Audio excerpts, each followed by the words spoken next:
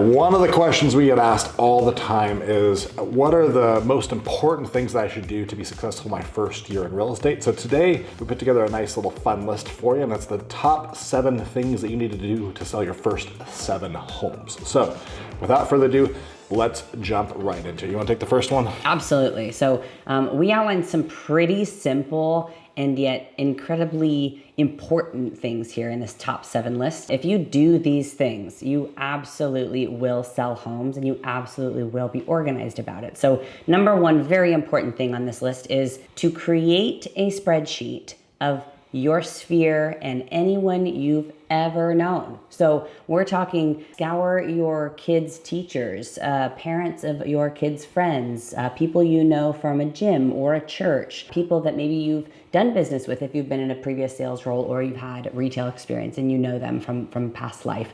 List every single person that you know and create that spreadsheet of them. Start engaging with each of them. A simple text message of saying, hey, this is Rachel. I'm freshly into real estate. Just an FYI, I wanted to make sure that you knew going forward. Is it okay if I reach out with you, from time to time, check in on things? One of my favorite ways to accelerate that, because people are like, I don't know who to put on there. Pull out your phone, if you have an iPhone right now, go down to contacts and see how many people you've got in your phone, okay? I've got 2,700 people in my phone. So if you don't know where to start, your phone is a good place, okay? So go do that exercise right now. Go to your contacts in your phone, start throwing them in the spreadsheet, which leads us to number 2. Take that spreadsheet and load it into a CRM. You need to choose a CRM to use for your real estate business. I've done a couple of videos about which CRMs to use. We use Follow Up Boss. It doesn't matter which one you use. It just matters that you use it daily and you put all of these contacts in there. Your business is not going to live off of a spreadsheet. That's not sustainable. It's not organized. The best thing I can tell you is start your business off on a very organized note, okay? So put them all in the CRM, so you've got that list, and get everything super, super organized. Address, phone number, email, have it all in one spot and very, very organized within your CRM. If you're not sure which CRM to choose, go back to our channel and you can just search on our YouTube channel for top CRM choices and you'll see a whole video where I break them down for you. Exactly right.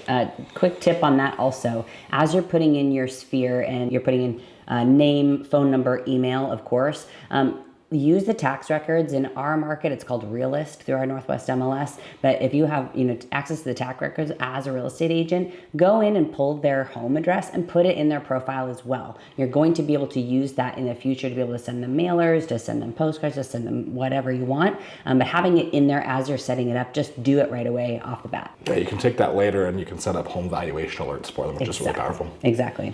All right, number 3, third step to selling your first 7 homes is do at least 1 open house every single week. I think this is one that people do really passively in the beginning. They go, well, I'm sitting at this open house and all these buyers are walking in and I'm just like, I'm gonna find a client, right?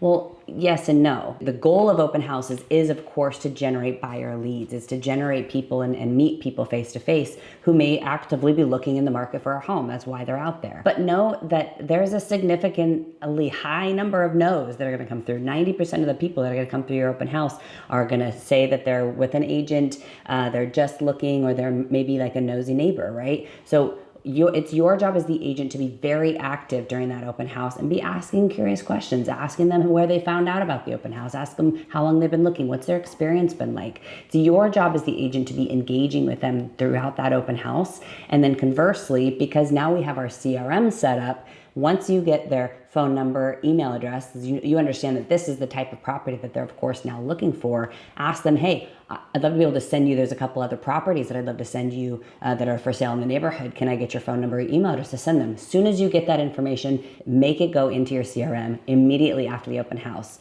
Key is in the follow-up for open houses. So if you're doing 1 a weekend, you may get 3, 4, maybe more than that in regards to contact information from that open house. Follow up immediately after the open house. Don't wait till Monday. Don't wait till the next Wednesday when they aren't going to remember you. Immediately following that open house, shoot them a text, shoot them an email. Hey, it's so-and-so from so-and-so Main Street. Thanks so much for visiting the open house today. Did you still want to look at a couple of other houses that were similar? That is the key to the open houses. Pro tip, send them a link to a list of homes from your website that match that same price point that are in that same neighborhood. Hey, here's a few more homes I thought you might want to check out, very similar to the home that you looked at the open house.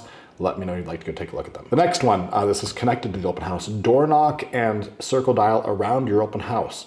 It's not enough just to throw signs out on the day of your open house. You actually need to go engage the neighborhood and pull them into your open house, okay? And so door knocking is just going around, knocking on the doors and inviting people to the open house.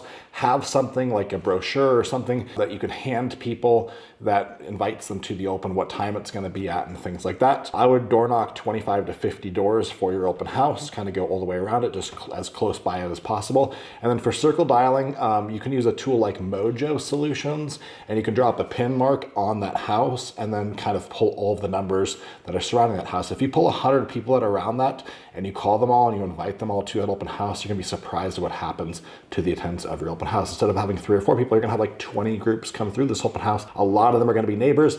Some of those are going to be future sellers, I promise you. On that note, of those people, like even if they're only neighbors coming through, make sure that you are completely dialed with your intro. People coming into the open house, make sure you're engaged. Don't be sitting on your laptop. Don't be sitting on your phone, because if those people coming in are neighbors, they're going to see a representation of your business from how you respond to them coming in right away. And if you want, you're going to want to make a good impression on them based on how you're treating that open house, right? So number 5, we are going to create and build follow-up campaigns in your CRM. Or you can buy them, of course. These would be action plans. These would be drip campaigns. These would also be maybe automated action plans in regards to text and email follow-ups, depending on the CRM that you use. The goal with drip campaigns or automated action plans is simply that when there's a lead that comes into your system, or maybe there's a sphere person that's in your system that then engages in your website, having your CRM be able to work for you, be able to send an email follow-up or send a quick text follow-up because they've noticed a behavior from that lead on your website, is now working for you. It's impossible for you as one person to respond to, 25 to 100 or 300 different people who are searching on your website last night. But having an automated system, having emails that will follow up with people, having 6-month check-in emails for people, having home valuation reports going out monthly to your people, these are all things that need to be set up in your CRM so that it is helping you bring engagement from your leads. For Follow Up Boss, Alina Key does a really good job on this. That's who we've partnered with. For Sierra Interactive, you could use Hatch Coaching, or you could use GGMS. And I believe Hatch Coaching also works within Chime or Lofty as a CRM. So you've got some options there. I'm a big fan of buying this and not recreating the wheel. Like, just use something that other people have proven to actually work. Yeah. Because a lot of times what you think will work for converting and language pattern stuff actually doesn't convert that well. And all of these people I just shared with you, they've spent a lot of time building a really great product. I think we've used each one of them and they're all fantastic. Number 6, preview at least 15 homes per week. This is an exercise we put all new agents and all new showing partners through on our team. And we do it because it's very important to understand the neighborhoods, the cities, the communities, and the product in which you're going to be selling, okay?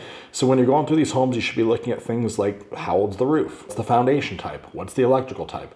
Is it on septic? Is it on sewer? Where's the water come from? All of these types of details, you need to get very quick at being able to recognize and being able to show and explain to a potential buyer. So I like to send people on kind of a little field trip. They go out and tour 2 or 3 homes per day. They come back and they send me an email with all of the notes of everything they observed about the potential property. I also recommend looking at the seller disclosure forms to get very used to looking at that as well, and just with like all those questions that are going to be brought up by your buyer. One of the reasons that this is so incredibly valuable, especially if you're newer to the industry, is because it gives you a specific insight into what the inventory is like in your area, right? In our area in Snohomish County, we have 19 different communities, 19 different cities just within our one county. And so, what $500,000 can buy you up north in the county is not the same as what $500,000 can buy you in the south of the county. So as a newer agent, it's super important that you are able to understand and articulate how far people's purchase power will go in different areas and where they're trying to buy at. That's being able to go through these properties, identify some of the items in the home itself, as well as understand price points and how much homes are in different areas where you live, are going to be absolutely key to having really good conversations with people when you're at church or at the gym or at a party and people ask you how the market is, right? You're going to have specific insights and be able to say, actually, I just walked through that new listing over on 123 Main Street and this and this and this. So you're going to have insights that you wouldn't normally have had you not done those previews. It's a great exercise in the beginning for sure. Number 7, one of the most important ways to sell your first 7 homes for sure is to dial in your perfect daily schedule and stick to it. There has been nothing more important in the success of our business than staying committed to the daily schedule that we set out to have every single day and every single week. People get into real estate for the flexible lifestyle, right, Michael? They get into real estate because they think it's about coffee dates and lunch dates and waking up when they want and rolling into the office at 10. Well, I hate to burst your bubble, but the fact of the matter is, to be successful in real estate, you need to treat it like a full-time job. You need to show up at the same time. You need to do the same activities. You need to honor the time blocks that you set out in your daily schedule. You need to continue to do those activities over and over and over and day after day and week after week and month after month until your efforts start compounding, because it's going to take time of doing those same things over and over and over for you to even see results. Yeah, we've done a couple webinars on this. If you go search our channel, you'll get tons of content about what we suggest as far as how to build that schedule. But just to give you like a high level view, we recommend prospecting in the morning, new lead gen, lead follow-up, things like that, and then save your appointments for the afternoon. Middle of the day is typically things we are working on building on your business, not actually physically working in it. Okay. Exactly. So those are our top 7 things. There's a lot of other things you can do, but I think if you master these 7 things, if you focus on these, you're gonna get to your first 7 closings a lot quicker than you might think.